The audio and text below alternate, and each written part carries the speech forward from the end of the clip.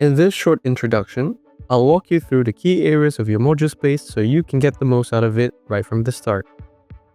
Content. This is where you'll find everything you need for the module, from teaching materials to assignments and more. Keep checking here regularly for new materials and upcoming tasks. Calendar. The calendar gives you a clear view of all your deadlines and upcoming events for this module. You'll see due dates for assessments and any key sessions added by your lecturers. Announcements. Important updates and reminders will appear here. Your lecturers will use announcements to notify you about things like timetable changes, study tips, or anything urgent. You'll sometimes get an email too. Discussions. As part of your studies, your lecturers may ask you to take part in discussion boards.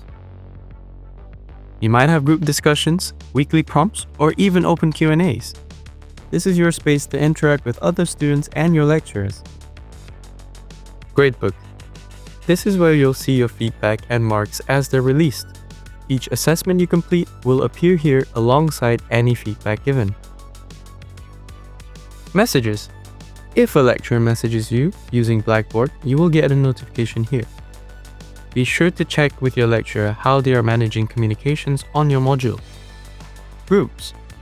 If your module uses group work, you'll be assigned to a group here. Each group can have its own private discussion space, file sharing area, and group assignments. Download the Blackboard app on your phone and turn on your notifications so you don't miss out on anything.